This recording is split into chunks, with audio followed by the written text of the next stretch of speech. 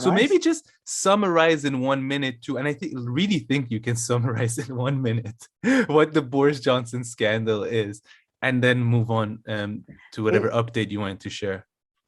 yeah, actually, it's very for if anybody is like in the US, it's very much similar to the Gavin Newsom situation in California right now. Basically, there were certain significantly heavy lockdown policies, some would argue, In the were very enacted beginning, in the very beginning in first the year UK. 2020. Yeah. So, for example, you couldn't have gatherings of more than 5 or 6 people, if I'm not mistaken. You weren't allowed to have parties. You weren't allowed to blah, blah, blah, blah, blah. And as these sort of lockdowns were put in place and people, especially, for example, the students, were fined over them, you had the conservative governments basically were having parties every day in their offices. People were smuggling alcohol from the co-op, and it had like they were having the life, like it was the time of their life basically. So, and Boris Johnson, like it has actually, I was very dismissive of, if you recall, I was somewhat dismissive and said, I don't, compared to the scandals that Boris has had, this is nothing. I said that. You too, I yeah, said you agreed. that. Yeah, yeah.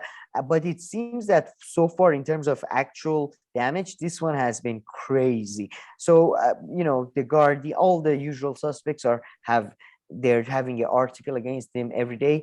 The he the Ukrainian thing. A lot of people say he traveled to Ukraine a couple of days ago. He seems to focus on that as a distraction. Yeah. He started smearing Keir Starmer, somebody who we have expressed Yeah. uh, undying love for a number of times on this channel. But he is Keir Starmer, who we hate, by the way, was the yeah.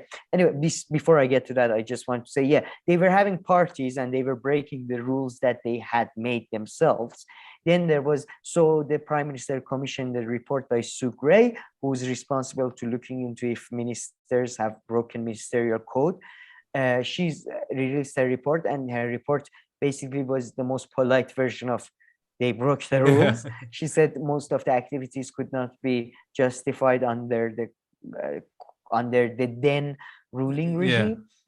And now there are even talks that police looked into it. Police, by the way, police themselves came under huge questions because the chief of police intervened to have the report blocked because they said it might interfere with the investigation. It was a awful case of corruption, it seemed. And then, but under political pressure, the report was released, and now apparently there are talks of potential vote of no confidence, which is the equivalent of an impeachment.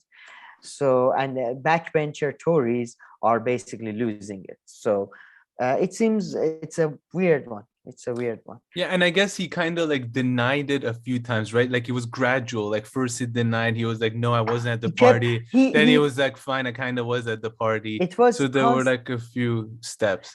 It was, and it still is constant doublespeak. As in, there was individuals meeting, but I can't as of yet describe it as a gathering or a party. I will await the result of a police investigation. And that's another thing, like there is, if because now police must have looked into it, and right now there is this whole thing that he's saying that they're not going to disclose whether the prime minister got fined or not, because if you did break the rules you must get fined.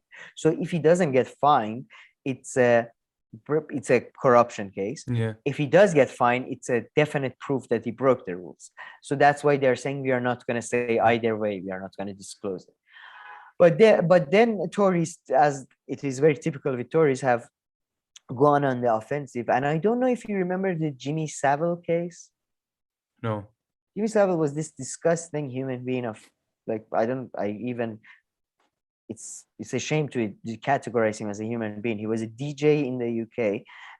He had this program which was like make the Wish Foundation type thing. That is this an older guy? Older guy, discuss glasses. I know the story now. Yeah. And then it turned out that he would use his connections in the BBC whenever he was in contact with children, and he was a pedophile.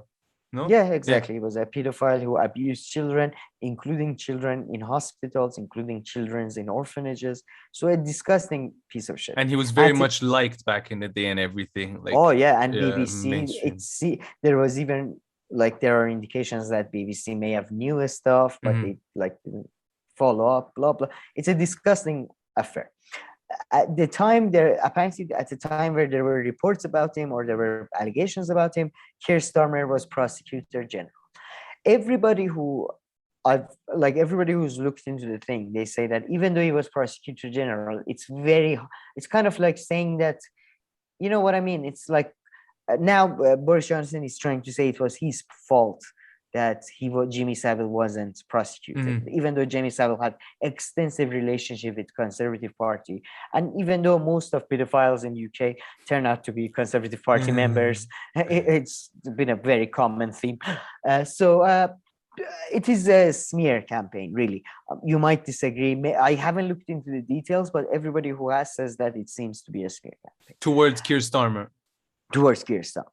But you must say there is a somewhat poetic justice to it, because now you have all these centrists and leftists like James O'Brien, who had a radio show on LBC, London Broadcasting station, if I'm not mistaken, who is the most condescending, who is and was the most condescending piece of shit out there. Like he was one of those guys who are, oh, I am very critical of terrorists, but I'm also very critical of Jeremy Corbyn. If you don't think he's a fascist, maybe something is wrong with you. If you don't think he's anti-Semitic, there is something wrong with you.